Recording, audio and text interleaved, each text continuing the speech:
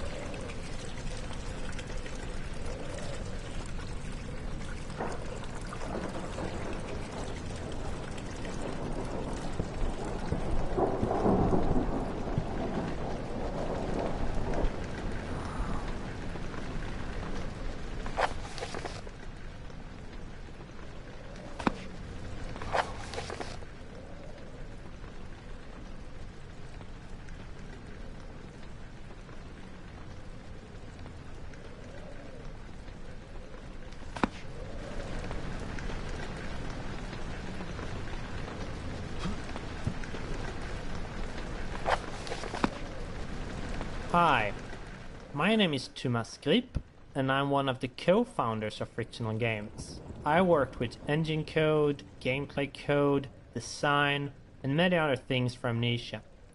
In my commentaries, I will mainly focus on the design behind the different parts of the game. I hope you'll enjoy them.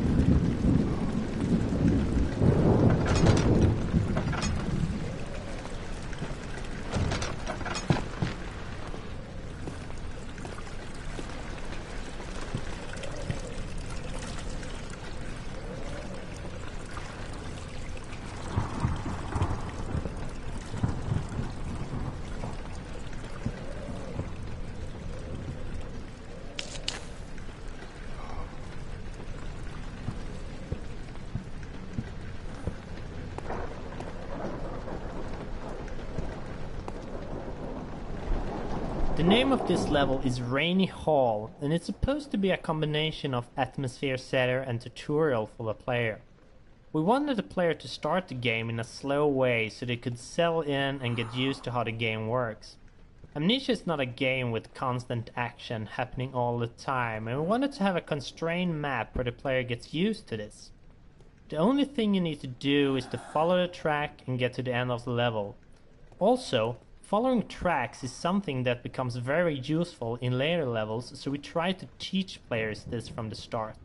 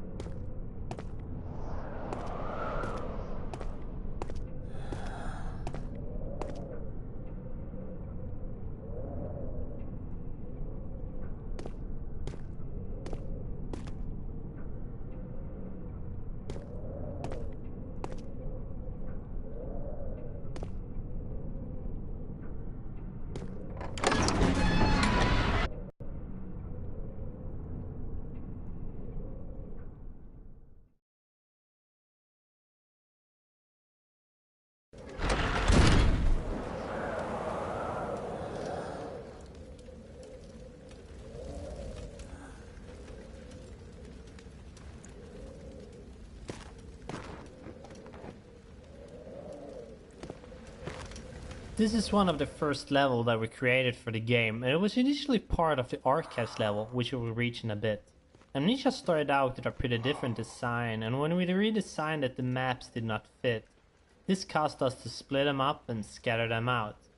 So in the first design, after this corridor the archives level was supposed to follow, and the room lying there now was built much later. In fact, the first designs did not have Daniel waking up with an amnesia at all, and it was actually added later on. In the first story draft, Daniel still had hidden memories, but he was unaware of this at the start of the story. However, as we redesigned things, we found the waking up with amnesia thingy, although a bit cliché, much more fitting.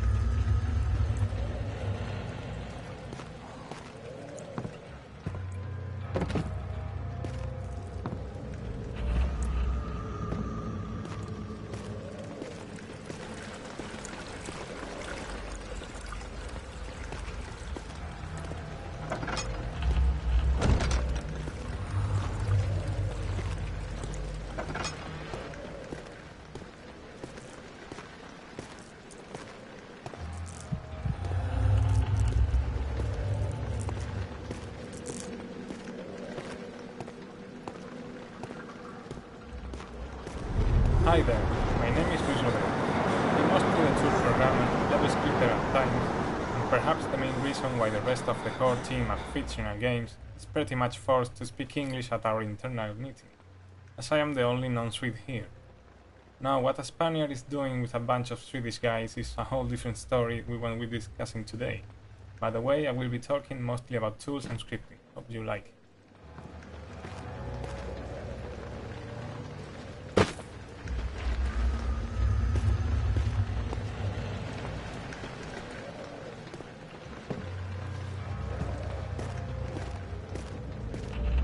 The editors themselves went through a lot of design changes during the development. Not that many in visual appeal as in internal stuff, like data structures and handling. This happened mostly because at the beginning we only knew the basic stuff that needed to be in them, and as they grew in features and functionality, they started to kind of fall apart, mostly due to my big lack of previous experience in projects like this.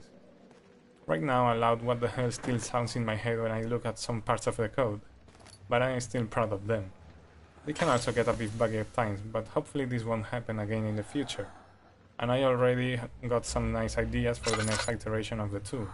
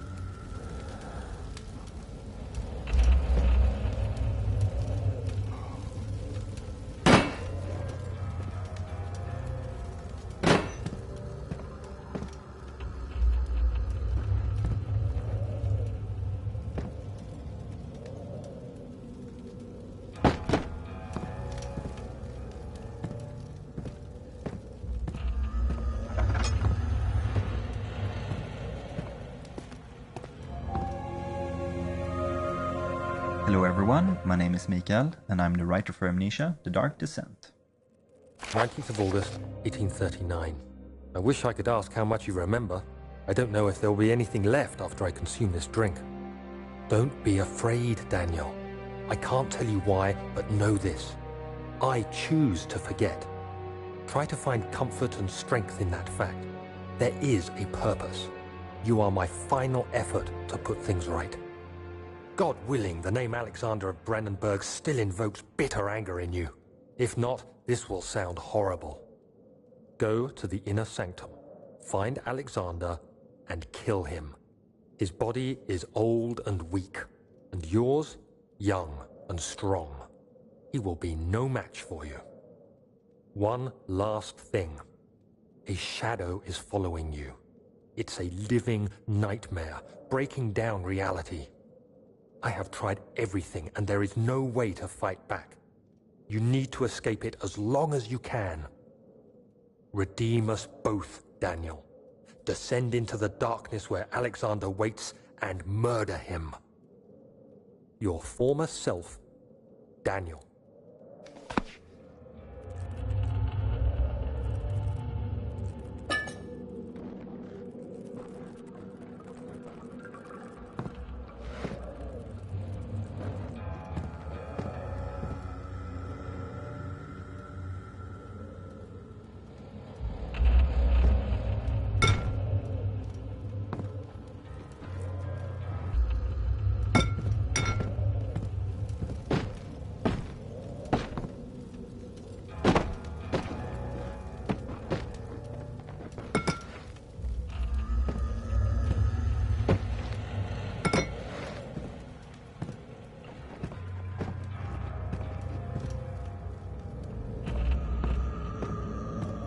think we can all feel the story kick-starting as we finish the letter from Daniel. The game itself is just filled with confusion, and I think we're really doing the player a service keeping it simple in the beginning. Basically try to take your revenge on Alexander, that is the premise of the game. You don't really need to dive any deeper than that, but hoping that the player will care about the story, they have the entire game in front of them to decide if they think killing Alexander is justified or not.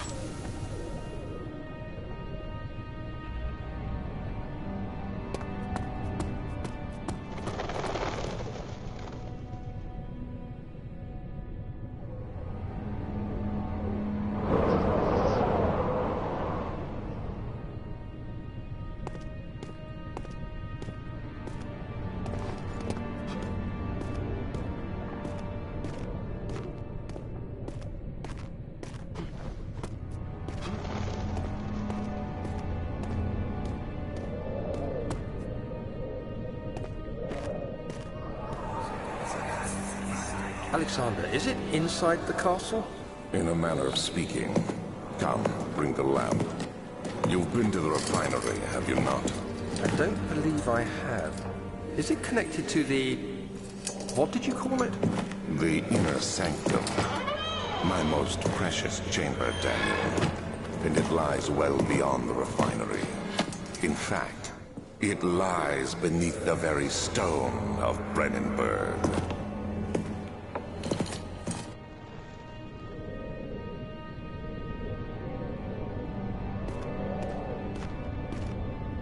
Hello, my name is Mark Nikander. I'm a 3D artist and level creator at Fictional Games. I started out as an helper. The entrance hall was first shown in our first gameplay trailer, and while the layout hasn't changed much, the details certainly Scattered have. throughout the game, you can see some signs written in Latin. The reason for using it is that it was considered a language of culture and science, as most scientific and philosophy authors wrote their works and treatises. If you haven't followed our development blog back when it started, you might have missed one of the biggest changes in our production pipeline. 2 years back, we started a toolset side project to ease and speed up the creation of content for the game. I'd say the level editor, which is what we, or more specifically Jens, Mark and Marcus, have used to build all the halls and corridors you are working through right now, is the big start of the pack. Its workings in a nutshell, while all the models and assets are actually made in software like Maya or Blender, everything geometry-wise in the levels is put together in it. Then lighting and sweet details like decals and fog are added in. While this approach might sound simple, really nice stuff can come out from it, as you can see in the game.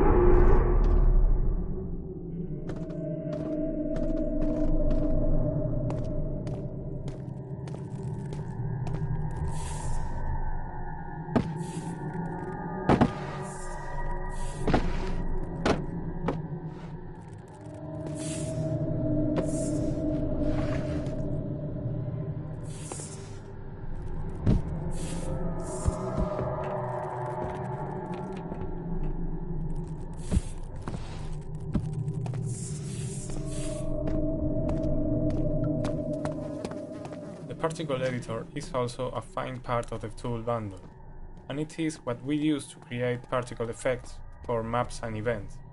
We use particles to do nice effects like the flames in torches and the smoke that comes out from them.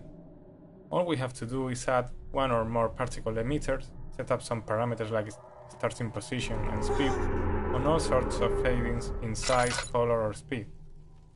It's funny how you can simulate all kinds of effects with such simple elements. I very much recommend you to try it yourself.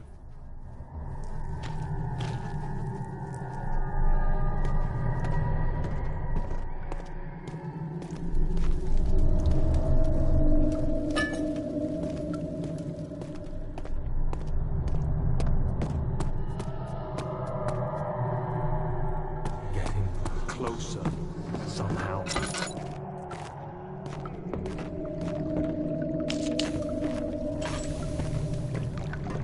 In early concepts, this was meant to be a sort of wine testing room and directly connected to the wine cellar. The reason for the whole wine testing thingy was that we planned on having more laboratories in later levels, so a lab here as well felt kind of strange. Then things changed and only one lab was left in the design, so we changed the name to laboratory instead. The whole wine testing facility that could make dangerous acid always felt kind of strange anyways.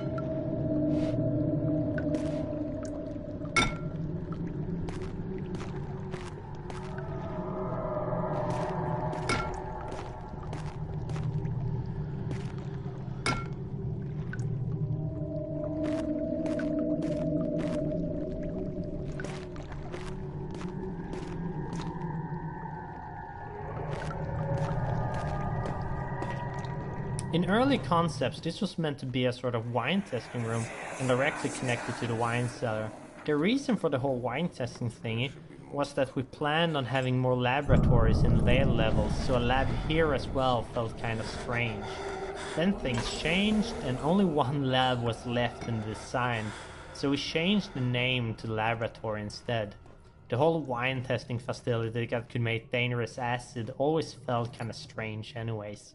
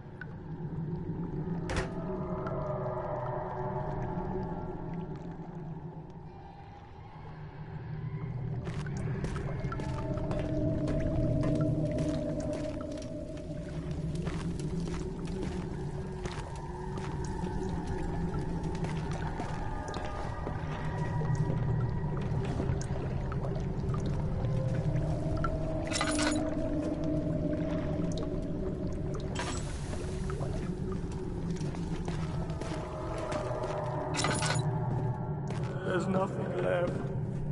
Everything is gone.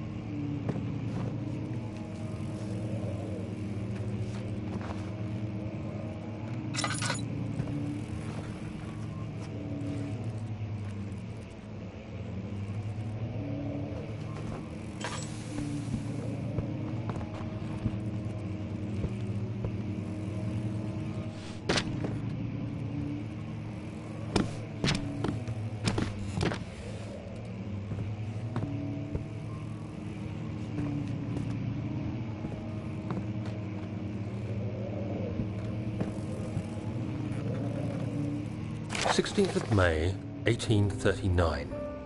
The unflinching African sun has continued to plague our expedition, making it impossible to dig until dusk.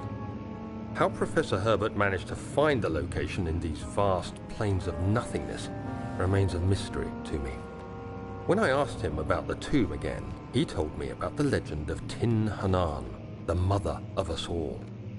An interesting story in its own right, but I can't help feeling there's more. Later that evening, we uncovered a passage beneath the dunes leading to a sand-covered stone structure. The professor was confident it was the tomb we sought, and ordered the others to clear the way late into the dark, cold night. Tomorrow, I shall lead the men into the ancient structure, hoping to reach the burial chamber. No matter what the Professor is keeping from me, the dig should yield something interesting to take back to London and the British Museum.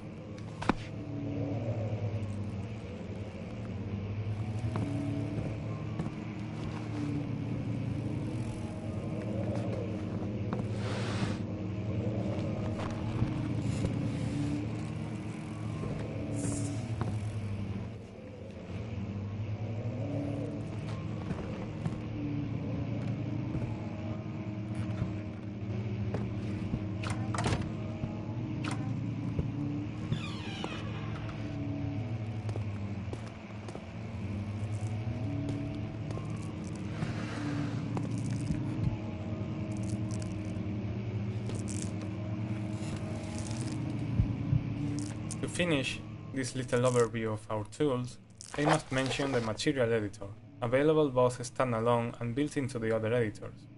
The program itself is very simple to use. You have some material types defined by the engine, and you can throw in textures to be used for diffuse, normal maps, height maps, as well as some variables to control specific parameters for a material type. When I was writing it, I could just stare while the preview model rotated around itself and the parallax mapping effect was on when testing, just for fun.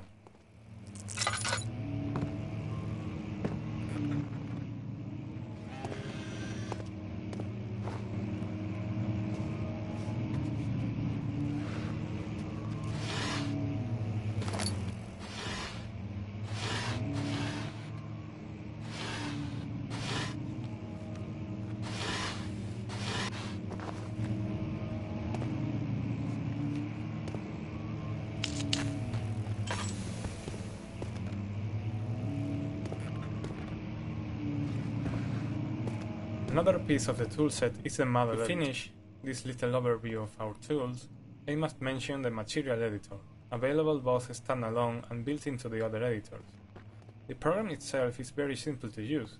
You have some material types defined by the engine, and you can throw in textures to be used for diffuse, normal maps, height maps, as well as some variables to control specific parameters for a material type.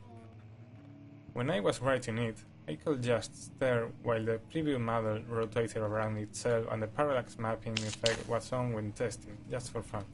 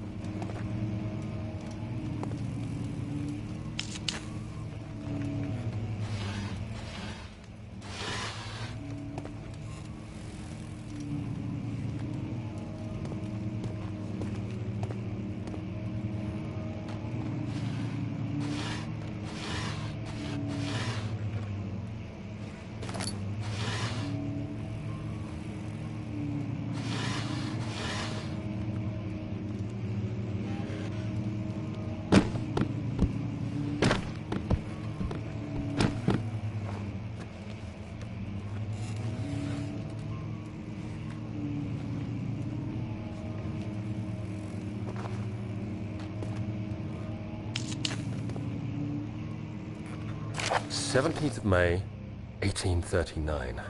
My hands tremble as I write. I feel a need to document my tribulation, for I fear that my memory will fail me if I linger. Today, I took some men and ventured into the dark, ancient passage we uncovered. Our torches burned faintly in the murky air as we slowly made our way underground. The men were superstitious and fearful. They argued loudly, and I felt their strange language getting to me. I mustered my strength and yelled at them to continue down the slopes and broken steps. The crudely carved passage confused me. It looked much older than the 4th century structure we had expected. the twisting path emerged into a great antechamber. The walls were lined with statues unlike any I'd ever seen. Despite their unearthly quality, I felt a strange familiarity toward them, which haunts me still, sealed off whatever lay ahead. I gave the order to raise it, and as I pushed through the narrow space, the heavy stone suddenly dropped, sealing me inside. I was trapped.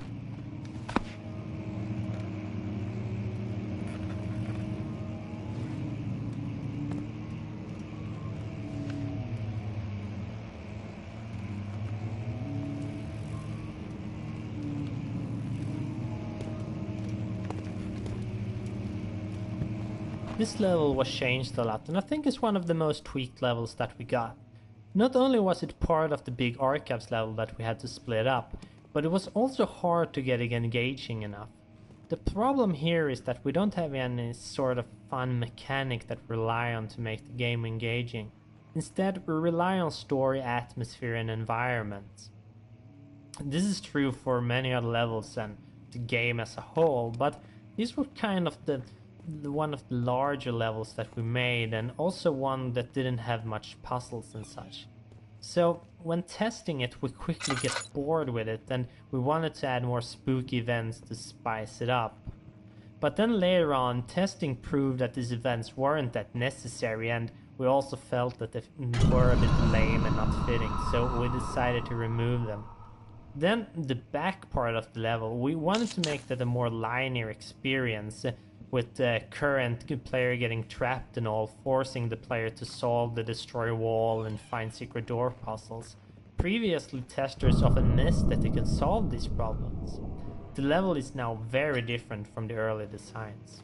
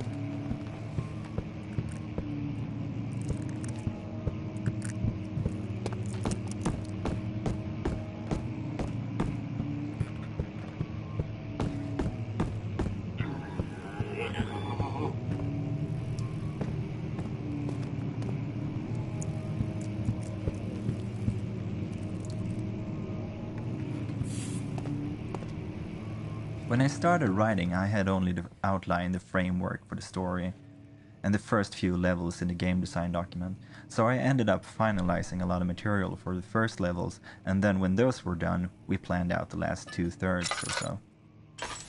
This had a funny effect since I had to not only cater to the story, but to stay true to the stuff I've written for the first levels. Usually you can go back and forth while writing and change things, but if you have already recorded voices, you really shouldn't because of the costs.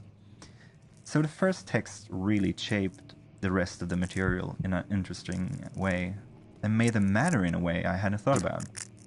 I really like how this thickens the story elements, as I am able to jump back into the material and keep using and reinforcing certain concepts. Agrippa is of course the most extreme effect of this method, which grew from a small reference to becoming one of the most important characters in the game.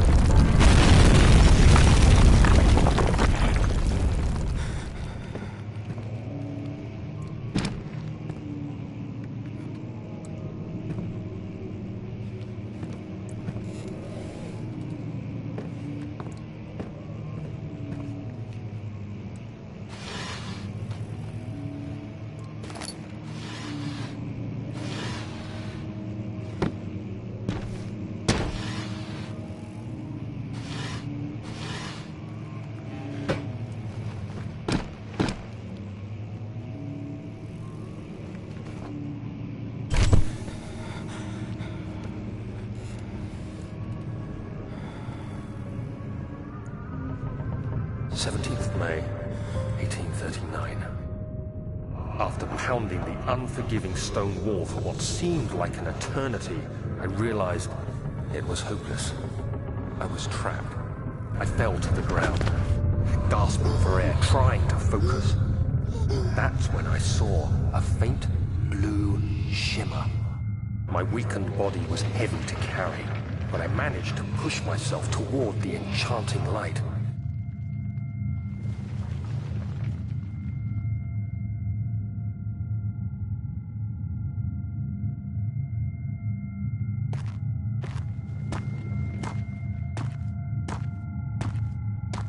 It was waiting for me. Enclosed in dark nothingness, I felt myself drawn to the mystic light. I reached out, closing it in my hands. The faint glow escaped my fingers and began to spark brightly and spirit me away, unlocking alien memories of spiraling towers, endless deserts, and impossible geometry. The next thing I can remember is the grating sound of stone being lifted, the voices of the Arabs pulling me to safety, and grasped firmly in my hands was the broken pieces of a most peculiar relic.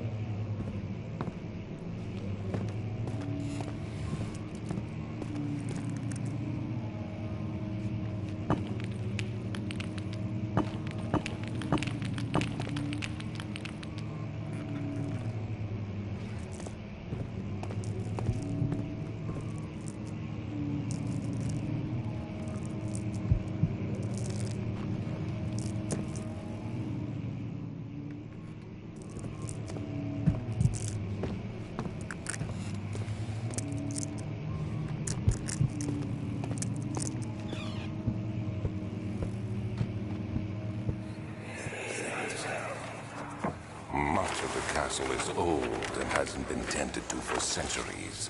When the shadow arrives, it won't take long until things start falling apart. We're just buying time anyway. Let's do what we can. There isn't much to be done about the wars. We should reinforce weak structures. The ground will tremble and there's a risk everything will cave in on us, especially downstairs. Here, and there. Let's get the servants working on it.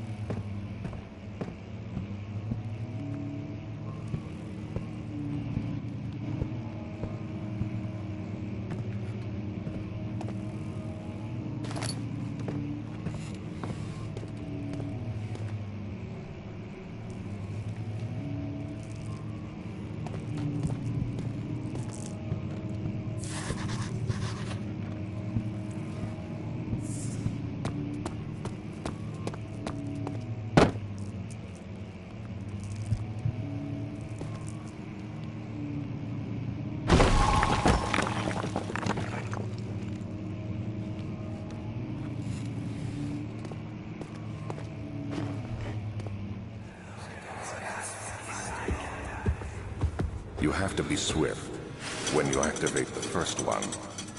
You hear that? If it stops, you'll have to start over. Isn't all this a bit excessive? You can never be too careful, Daniel.